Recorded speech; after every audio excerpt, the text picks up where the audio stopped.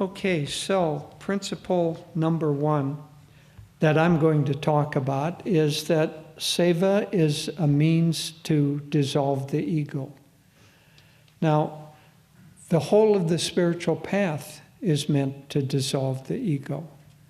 Swamiji, one time, we were sitting at breakfast. This was near Brindaban. It was in Gurgaon, which is close to Delhi. And he was at breakfast, and we were kind of lamenting how long the spiritual path takes, and that we weren't making as fast a progress as we would like to make. And he summed up the whole of the spiritual path between one bite and the next. So visualize Swami sitting at a table, and he had his breakfast there, and we had been whining, and so he... I correct him there. Maybe you were whining. Okay. Maybe I was whining. But it was a serious question. And so Swami had a little food on a fork, and he said, the whole of the spiritual path is meant to dissolve the ego. That is done by longer, deeper meditation and seeing God as the doer in everything. And took his bite. That was it. That was the whole lecture, and it was the summation of the spiritual path. So the whole purpose of the spiritual path, as we were saying yesterday, is to dissolve the ego. Now, the ego isn't a thing. It's a state of consciousness and a state of delusive consciousness. It is that period of time in our, one might call it soul's evolution, although the soul doesn't really evolve. Let's say the consciousness of the expression of the soul evolves. But it's that period of time, out of all of infinity, there is a period of time in which the soul takes on bodies, successive bodies, and it falls under the delusion that that body and the personality that it is in is its actual self. And so the ego is the delusion of separation. So it's not a thing. It's not like we have a soul and we have an ego. We have a soul, and that's all we have. We are a soul. And that soul has the delusion of ego for a period of time. So it comes from God.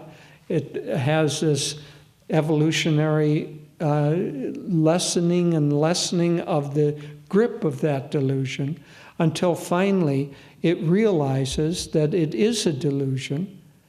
It dissolves that ego or that sense of separation. Then the soul merges back into God.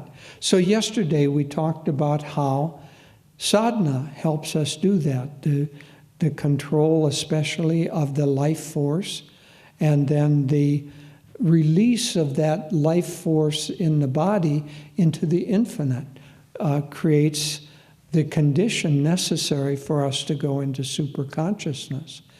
And in superconsciousness, in samadhi, we realize that we, the soul, are not the body at all. We're the infinite spirit. But then, even those who go into samadhi, there are two states of samadhi. Sabhikalpa samadhi, which is the only way that you can be in that state of consciousness, is to be still with the breath withdrawn from you. And then so that means that basically the breath withdraws. It means the life force in the body, the breath stops, the heart stops, the life force exits. But you're still alive because you aren't the body. But when that life force comes back to the body, then you lose that state of consciousness. You can't maintain it. That's called Sabhikalpa samadhi. There's a higher state, Nirvikalpa samadhi, where the breath comes back and you maintain that state and you can act. But from Sabhikalpa samadhi, you don't act.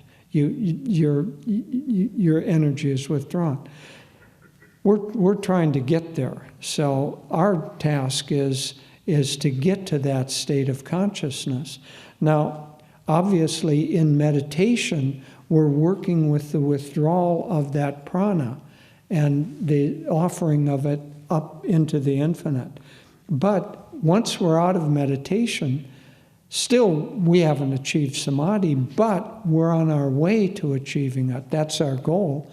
And so the rest of the time, we should be also doing a kind of a sadhana, and that's why seva is important.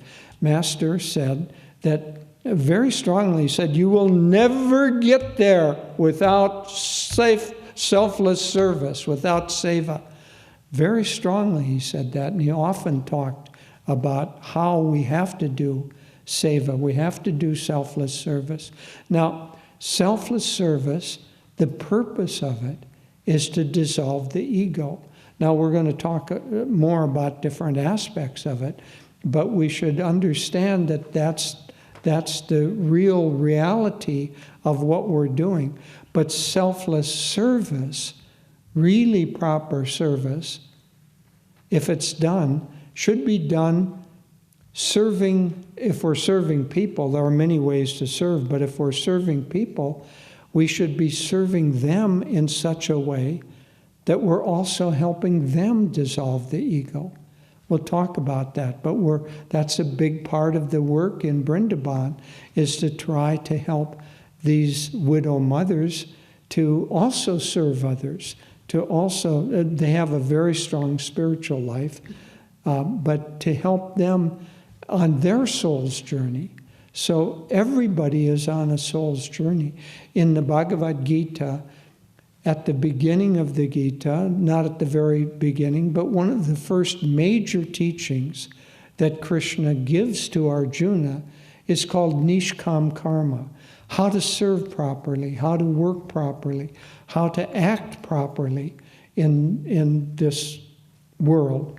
And basically, the primary teaching of Nishkam Karma is to act without the desire for the fruits of action.